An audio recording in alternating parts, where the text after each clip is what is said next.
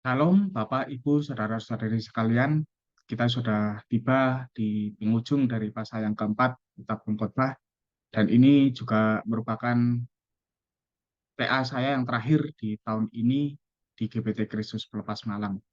Dan kiranya mari kita bersama-sama menyimak apa yang akan diajarkan oleh Tuhan melalui kitab Pengkhotbah pasal yang keempat dari ayat 13 sampai 17 ini.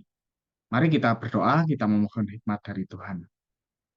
Ya Tuhan, Allah Bapa kami, terima kasih atas segala penyertaan, hikmat, sukacita, dan terutama panggilan-Mu Tuhan di dalam kehidupan ini, sehingga kami dapat menikmati hari-hari bersama Engkau. Tuhan, kami juga mengucap syukur, kami dapat diberi kesempatan untuk terus mengikuti ibadah PA, dan pada kali ini kami akan kembali mempelajari apa yang Engkau nyatakan melalui kitab Pengkhotbah. Biarlah Engkau yang membukakan hati dan pikiran kami, dan apa yang kami pelajari pada saat ini tidak berlalu dengan sia-sia, tetapi dapat kami pahami dan dapat kami terapkan di dalam kehidupan kami sehari-hari. Terima kasih Tuhan atas kesempatan ini, dan kami siap mendengar. Di dalam nama Tuhan Yesus Kristus kami berdoa. Amin.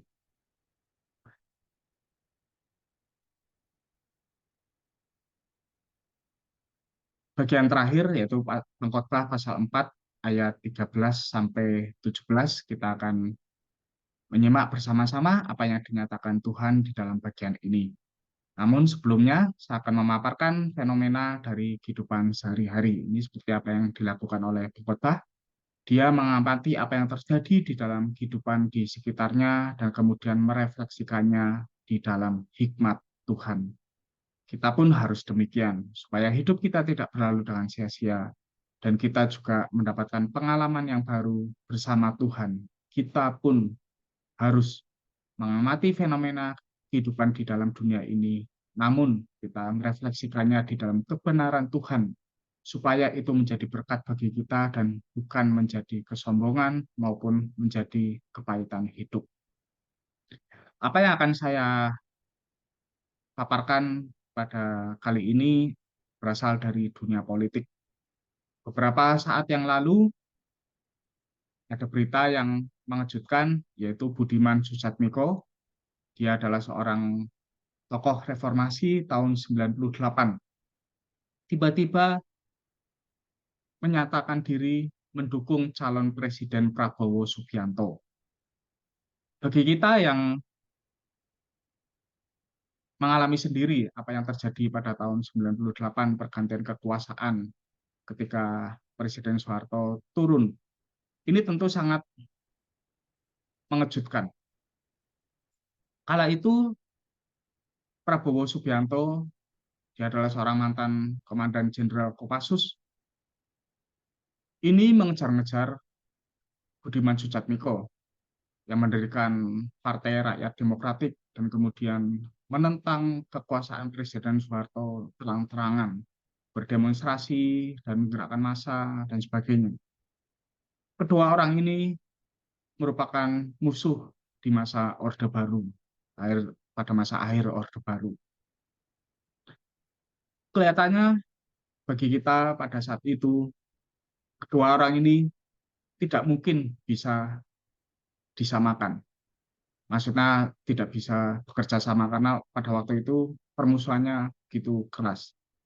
Tetapi ternyata pernyataan bahwa tidak ada musuh atau teman abadi dalam politik itu benar adanya. Beberapa puluh tahun kemudian, ternyata kedua orang ini bisa bersama-sama, duduk bersama, dan bahkan berjuang bersama, yaitu di dalam masa-masa pemilu tahun 2024. Orang yang tadinya merupakan musuh, yaitu Budiman dan juga Prabowo, ternyata bisa juga berteman. Dan kita juga bisa mengamati dari berbagai hal yang ada di dalam kehidupan ini, baik di dalam dunia politik, di dalam dunia bisnis, bahkan di dunia pertemanan. Tidak ada musuh yang abadi dan tidak ada teman yang abadi. Siapa yang dulunya sangat menyukai kita, mendukung kita, dan juga kelihatan bermulut manis di depan kita, di kemudian hari bisa menjadi orang yang menjelek-jelekkan kita dan menjatuhkan kita. Namun juga ada orang yang tadinya memusuhi kita ataupun kita mungkin membenci orang tersebut, tetapi kelak di kemudian hari orang tersebut bisa menjadi teman kita. Bahkan tidak jarang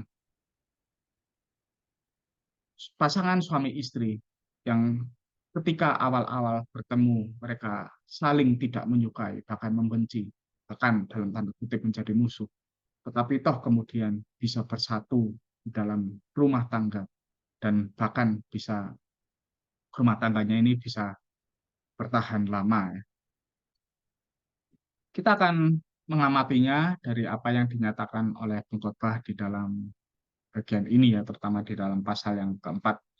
Jadi saya akan kembali mengulangi bahwa struktur dari pengkhotbah pasal keempat ini bisa terbagi atas beberapa bagian, yaitu ayat 1 sampai 3 penindasan, ayat 4 sampai 6 sikap terhadap pekerjaan, ayat 7 sampai 12 nilai pertemanan, kemudian yang kita pelajari yaitu ayat 13 sampai 16 hikmat dan politik, dan kemudian ditutup ayat 17 hikmat dan ibadah.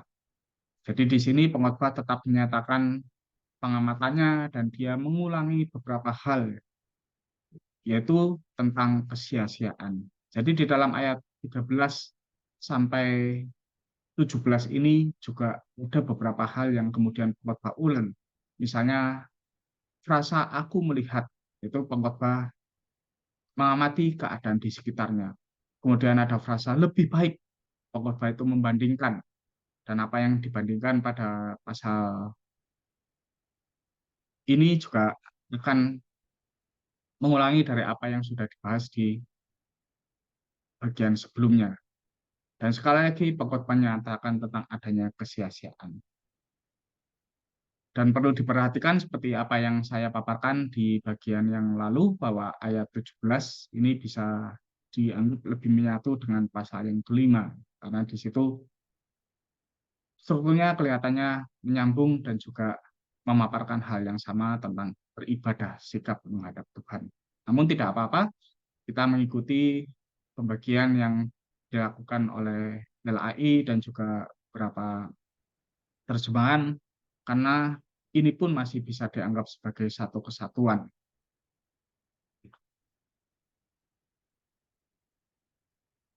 Demikian firman Tuhan di dalam Pengkhotbah 4 ayat 13 sampai 17. Lebih baik seorang muda yang mungkin lebih berhikmat daripada seorang raja yang tua tetapi bodoh, yang tak mau lagi diperingatkan. Sebab orang muda itu keluar dari penjara untuk menjadi raja, biarpun ia dilahirkan miskin semasa pemerintahan orang yang tua itu. Aku melihat semua orang yang hidup di bawah matahari berjalan bersama orang muda itu yang akan menjadi pengganti raja itu. Tiada habis-habisnya rakyat yang dipimpinnya, namun orang yang datang kemudian tidak menyukai dia. Oleh sebab itu, ini pun kesia-siaan dan usaha menjaring angin. Kemudian ayat 17, LAI memberi judul Takutlah akan Allah di dalam bagian ini, sampai nyambung ke ayat pasal ke-5.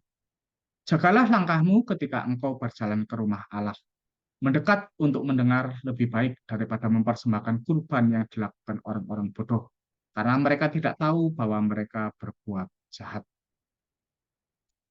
Apa yang dipaparkan oleh pengkhotbah di dalam ayat 13 sampai 16 ini berkaitan dengan politik atau kekuasaan ataupun kepemimpinan.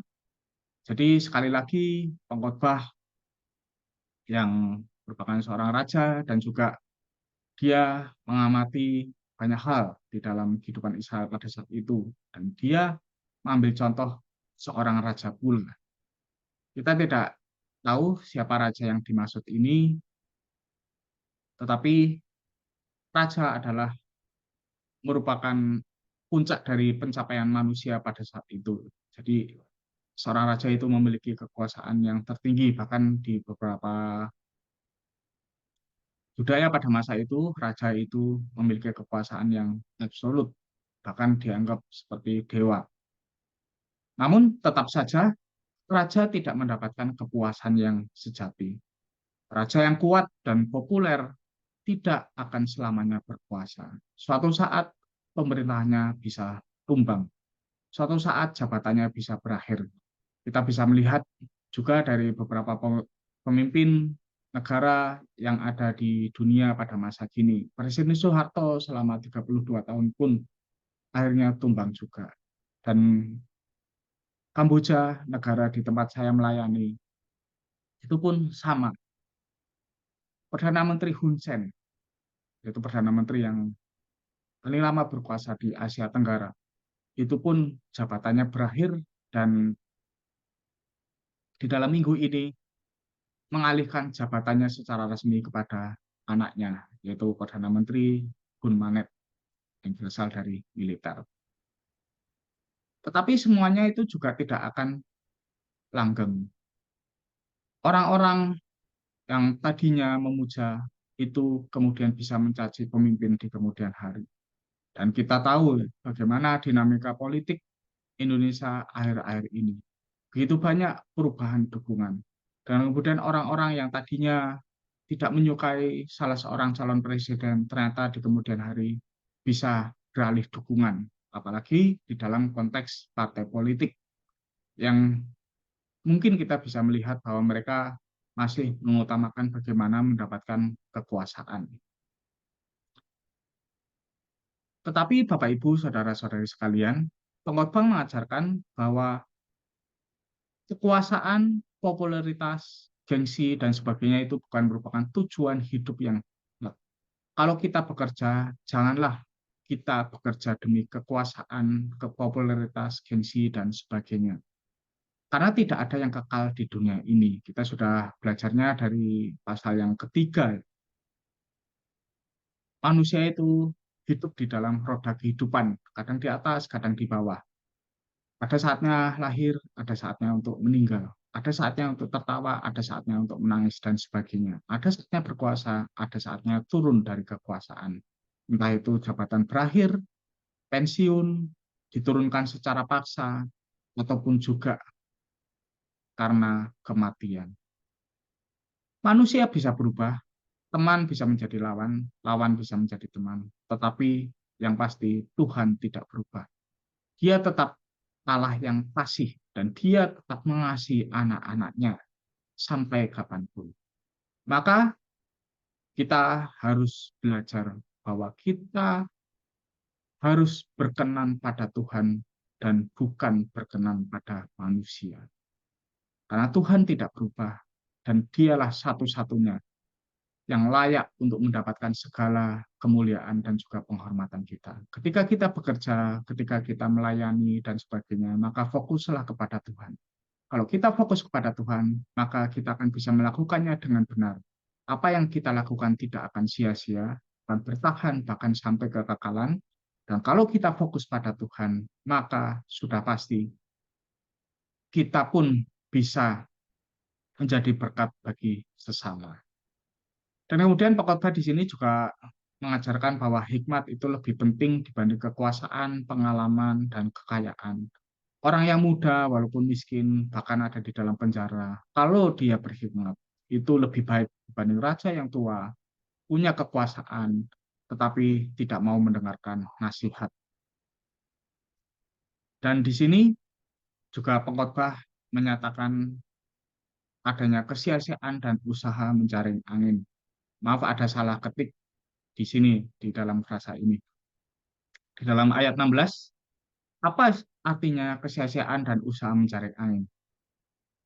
Intinya adalah manusia tidak mungkin bisa memahami misteri kehidupan sepenuhnya. Jadi yang kita lakukan, tugas kita itu terutama bukanlah untuk memahami seluruh misteri kehidupan ataupun menjangkau apa yang kita inginkan. Tetapi tugas kita yang terutama adalah marilah di dalam hikmat Tuhan kita melakukan respons dengan benar apa yang ada di dalam kehidupan kita pada saat ini. Kita sudah belajar dari awal pasal yang keempat bahwa pertemanan itu penting. Manusia itu adalah makhluk yang sosial, berelasi dengan sesamanya. Oleh sebab itu, jangan sampai kita pun mengorbankan itu semua. Jadi, mengorbankan pertemanan demi kekuasaan, demi meraih sesuatu. Nah, ini yang dipaparkan oleh pengkhotbah. Ketika kita melakukan itu, ya, kita mengorbankan pertemanan dan relasi, maka semuanya itu akan menjadi kesia-siaan. Dan itu akan juga menjadi menjaring, seperti menjaring angin, ya. Angin kita tidak tahu arahnya itu akan bergerak kemana. Ketika kita hidup di luar apa yang dikehendaki Tuhan, pasti hidup kita itu tidak akan menghasilkan kepuasan yang sejati. Bahkan seorang raja pun pada masa itu yang memiliki, bisa dianggap memiliki segalanya, itu pun tidak langgeng, tidak mendapatkan kepuasan sejati kalau tidak di dalam Tuhan. Demikian juga yang terjadi di dalam kehidupan raja-raja Israel, raja-raja yang dipilih Tuhan. Ketika mereka tidak berjalan di dalam hikmat Tuhan, maka mereka tidak mendapatkan berkat Tuhan.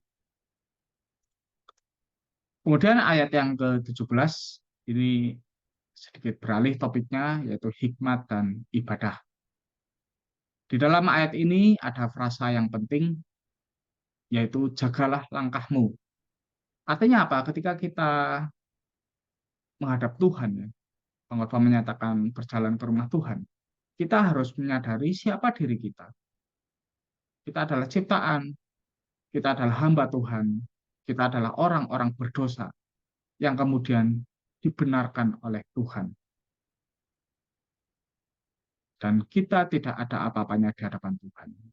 Kita harus merenungkan benar-benar siapa Tuhan yang sedang kita hadapi di dalam doa maupun di dalam ibadah di gereja dan sebagainya. Tuhan adalah Tuhan yang Maha Kuasa, yang pengkhotbah menyatakan bahwa Tuhanlah yang mengendalikan segala sesuatu di dalam dunia ini. Tuhanlah yang tahu akan masa lalu, masa kini, dan masa depan sepenuhnya. Sementara kita manusia hanya tahu sepotong-sepotong. Hikmat Tuhan tidak terbatas, hikmat manusia sangat kecil. Ketika kita menyadari ini, maka kita bisa menghadap Tuhan dengan benar. Maksudnya apa? Ketika menghadap Tuhan, kita harus bersiap membuka hati untuk mendengar suara Tuhan, dan bukannya bersiap memaksa Tuhan untuk mendengar suara kita. Ini adalah salah satu penerapan yang penting. Di dalam kitab Taurat, terutama kitab Ulangan, berulang kali Musa berkata, dengarlah, dengarlah bangsa Israel, dengarlah firman Tuhan. Frasa mendengar firman Tuhan ini muncul berulang kali di dalam kitab Ulangan. Misalnya di dalam pasal 5 ayat 1, pasal 6 ayat 3, pasal 27 ayat 10, dan kemudian pasal 31 ayat 12. Jadi Alkitab itu menyatakan pentingnya kita sebagai manusia, sebagai umat Tuhan untuk mendengar firman Tuhan. Supaya apa? Supaya apa yang kita lakukan itu tidak sia-sia. Dan ketika kita beribadah pun, ibadah kita itu tidak sia-sia. Kita perlu untuk mengenal Tuhan dan memahami firman-Nya dengan benar. Milikilah kepekaan untuk mendengar suara Roh Kudus yang menyingkapkan segala kesalahan kita. Bapak Ibu, saudara-saudari sekalian, bisa membaca lebih jauh di dalam Mazmur 19 ayat 12, kemudian 1 Korintus 4 ayat 1 sampai 5, dan kemudian Ibrani 3 ayat 13.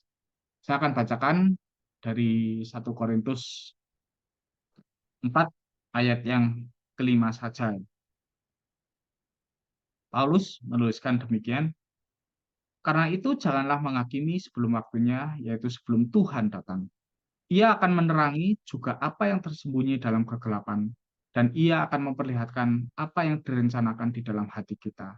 Kelak, tiap-tiap orang akan menerima pujian dari Allah.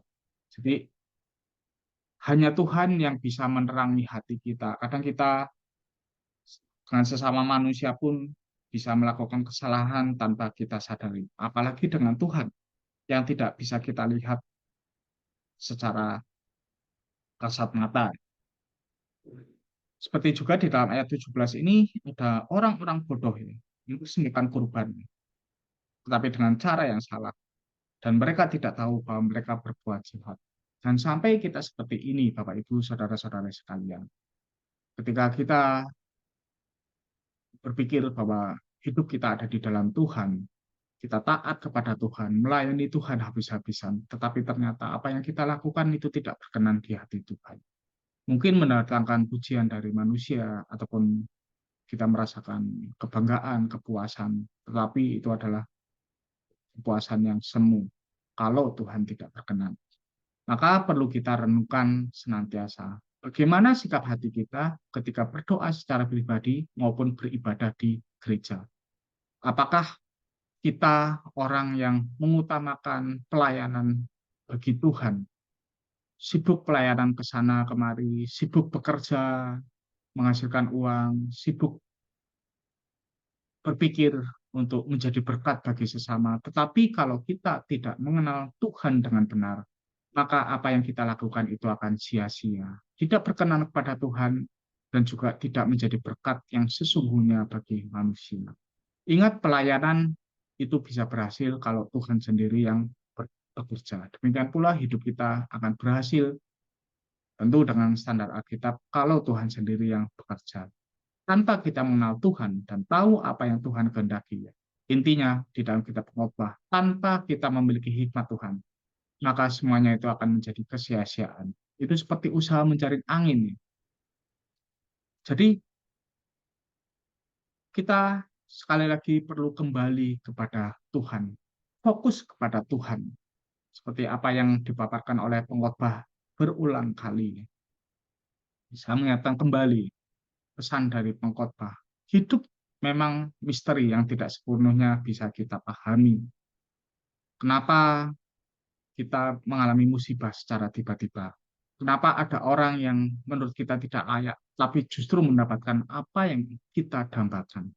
Kenapa ada penguasa-penguasa yang seharusnya tidak mendapatkan kekuasaan tersebut, tetapi orang-orang baik malah dipinggirkan dari kekuasaan dan sebagainya. Hidup adalah misteri.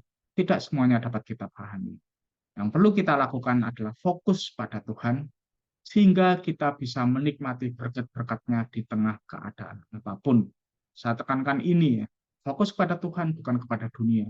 Fokus kepada dunia hanya akan membuat kita sombong ataupun kita bisa mengalami kepahitan. Tapi fokus pada Tuhan itu bisa mendatangkan hikmat dan sukacita kepuasannya sejati. Kita bisa menikmati berkat-berkatnya. Saya tekankan karena apa? Tuhan tidak mungkin tidak mendatangkan berkat bagi kita sebagai anak-anaknya.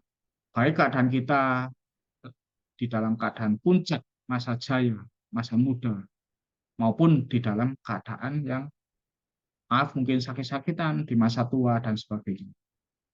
Kalau kita fokus pada Tuhan, maka kita akan mengenali masih banyak berkat-berkat yang dilimpahkan oleh Tuhan kepada kita. Tetapi ketika kita fokus kepada dunia saja, kita mulai membanding-bandingkan diri dengan orang lain, maka bisa saja itu mendatangkan kepahitan, kecemasan. Fokuslah pada Tuhan. Dan kita sudah sampai pada bagian aplikasi, ada 2 pelajaran yang dapat kita petik. Yang pertama adalah jangan pernah mengorbankan relasi demi meraih kesuksesan. Relasi ini baik relasi dengan sesama maupun dengan Tuhan, karena keduanya itu tidak dapat dipisahkan. Tuhan Yesus mengulangi apa yang dinyatakan di dalam Perjanjian Lama, memerintahkan demikian. Matius 22 ayat 37 sampai 40. Tuhan Yesus berkata demikian, kasihlah Tuhan Allahmu dengan segenap hatimu, dengan segenap jiwamu, dan dengan segenap akal budimu. Itulah perintah yang terutama dan yang pertama. Perintah kedua yang sama dengan itu ialah kasihlah sesamamu manusia seperti dirimu sendiri. Pada kedua perintah inilah tergantung seluruh hukum Taurat dan kitab para nabi. Jadi sebenarnya inti dari perintah Tuhan termasuk apa yang dinyatakan oleh pengkhotbah di dalam kitabnya itu juga sama. Kasihlah Tuhan dengan sepenuhnya dan juga kasihlah manusia. Itu tidak bisa dipisahkan. Dasar yang kokoh hanyalah Tuhan, seperti yang tadi saya paparkan, bahwa tidak ada yang abadi di dunia ini. Maka hiduplah sesuai hikmat Tuhan, karena segala sesuatu di dunia ini rentan berubah. Lihat kembali pelajaran di pasal ketiga ayat 1 sampai 8. Semuanya rentan berubah, yang kokoh hanya Tuhan. Oleh sebab itu, fokuslah kepada Tuhan. Itulah satu-satunya cara untuk bisa menjalani hidup dengan benar. Ingat, kepuasan sejati itu hanya bisa didapat di dalam Tuhan. Dan juga ketika kita hidup harmonis sesuai rancangan Tuhan. Misalnya, karena Tuhan merancang kita sebagai makhluk sosial yang merefleksikan interaksi antara Allah Bapa, Allah Putra, dan juga Allah Roh Kudus di dalam kekekalan yang saling berelasi di dalam kasih. Kita pun merupakan makhluk sosial yang harusnya saling mengasihi. Ketika kita melanggar, misalnya ketika kita inginnya hidup individualistis, menyendiri, tidak mau bergaul dengan orang lain, tidak mau berbagi berkat dengan orang lain, ataupun kita tidak mau saling mengasihi, yang ada hanyalah penindasan seperti yang kita bicarakan di bagian yang lalu, maka percayalah kita tidak akan bisa mendapatkan kepuasan yang sejati. Kita sebagai pelayan Tuhan, full timer di gereja, aktivis di gereja, bisnis, pengajar, maupun pekerjaan yang lain, ibu rumah tangga, asisten rumah tangga, dan sebagainya. Semua panggilan Tuhan itu tidak ada yang tidak penting. Semuanya penting, asal dikerjakan di dalam hikmat Tuhan dan sesuai dengan rancangan Tuhan. Ketika kita berbisnis, jangan berbisnis demi uang. Ingat, kekayaan tidak abadi dan tidak memberikan kepuasan yang sejati bagi kita. Ketika kita berbisnis, jangan sampai mengorbankan pertemanan. Bahkan ada beberapa pebisnis yang sangat baik dan mereka itu berprinsip bahwa lebih baik kehilangan uang dibanding kehilangan teman. Dan kita pun juga sebagai makhluk sosial harus berbagi berkat tidak harus berupa materi, tapi kalau itu memang bisa kita lakukan, ya kita harus lakukan. Tetapi apapun yang ada di dalam kehidupan kita, di dalam diri kita yang Tuhan sudah berikan, itu harus menjadi berkat bagi orang lain. Pemikiran kita, ucapan kita, tindakan kita, dan sebagainya. Jadikanlah itu saluran berkat bagi orang lain. Kalau kita menjalani kehidupan seperti ini, maka kita akan mengalami kepuasan yang sejati.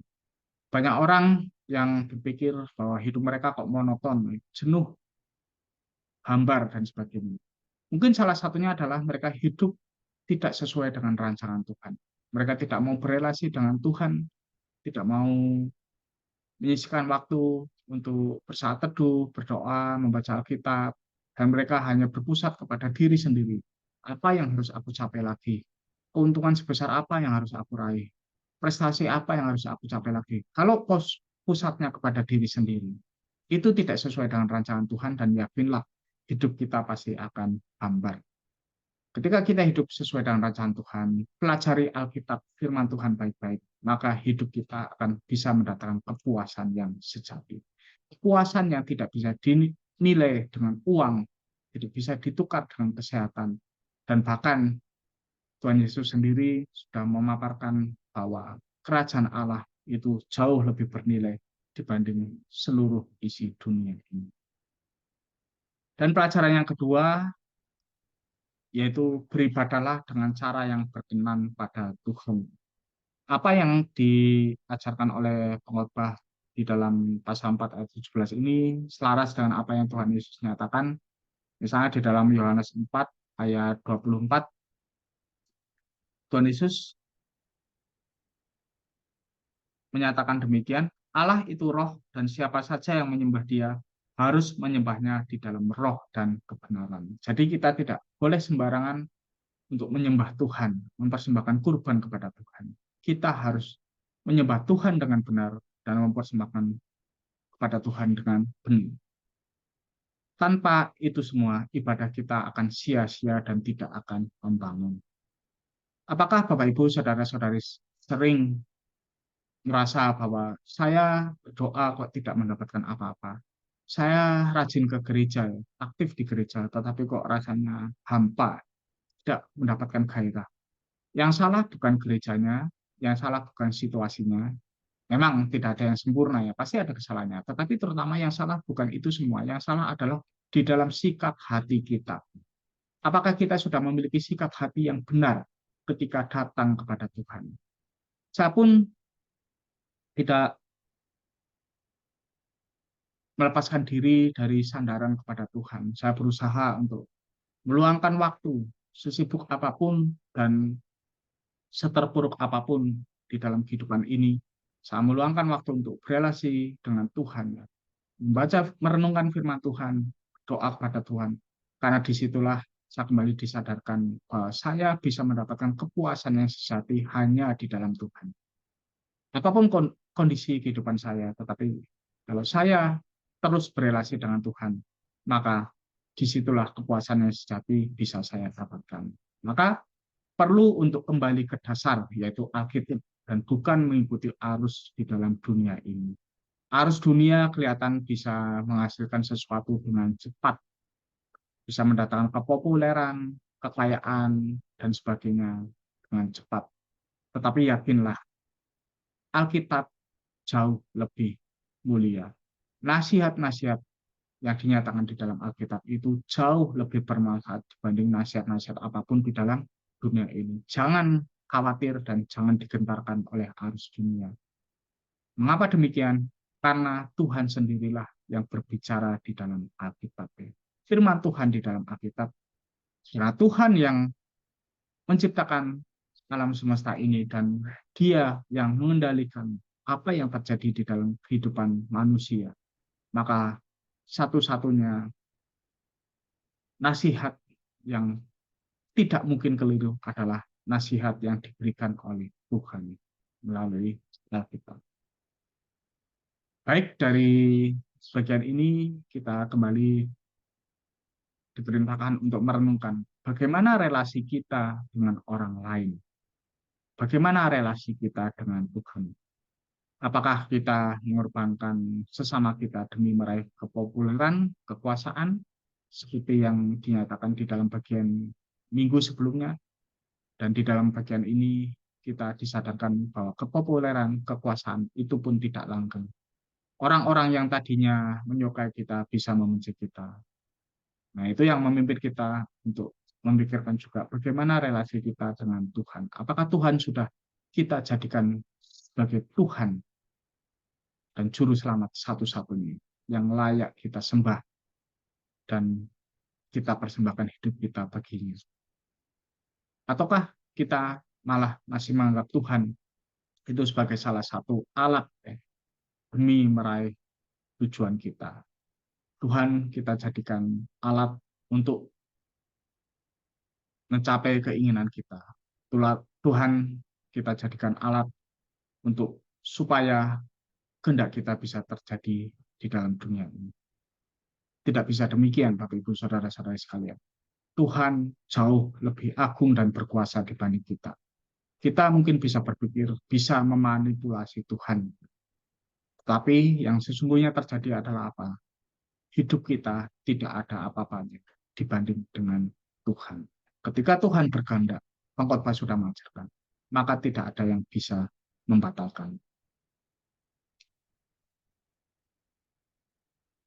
Bagian penutup dari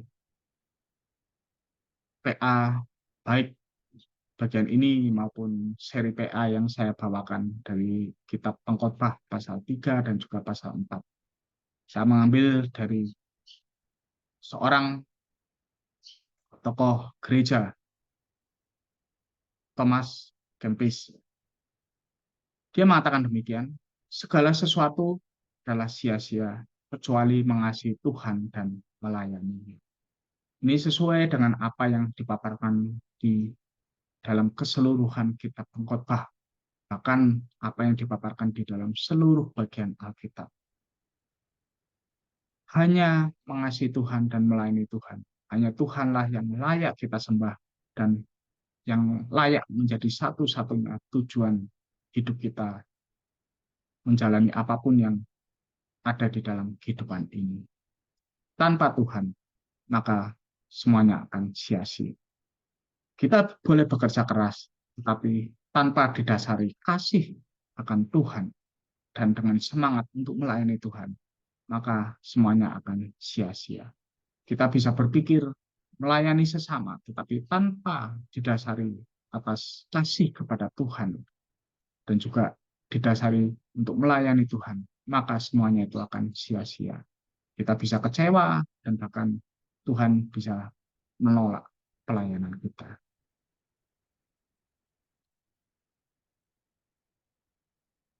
Baik, demikian yang bisa saya paparkan di dalam ibadah PA pada kali ini dan kiranya dapat menjadi berkat bagi kita.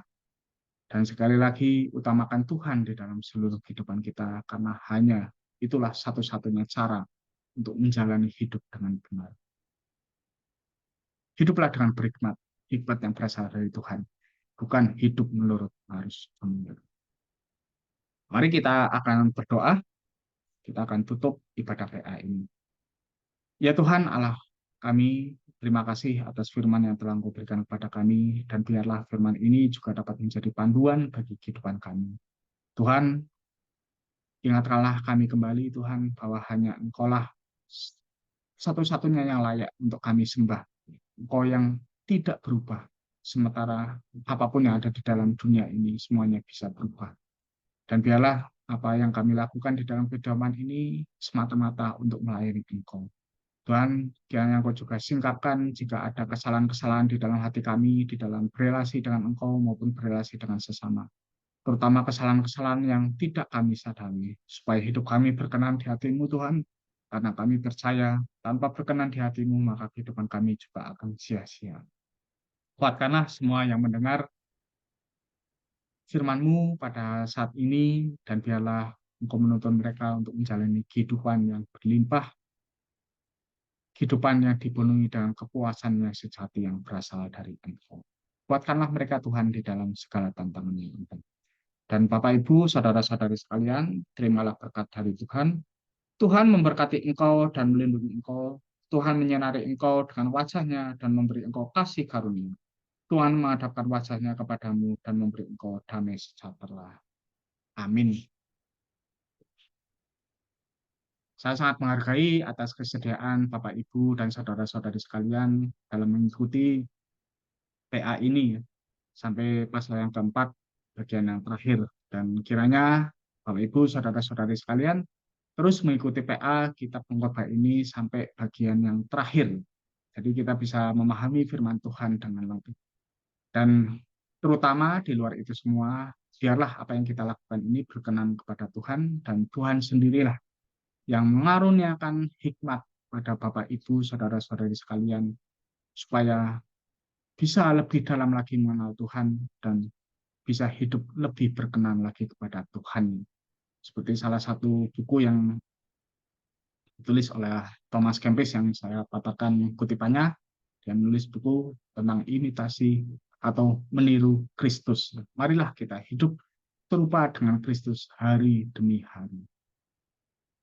Selamat menjalani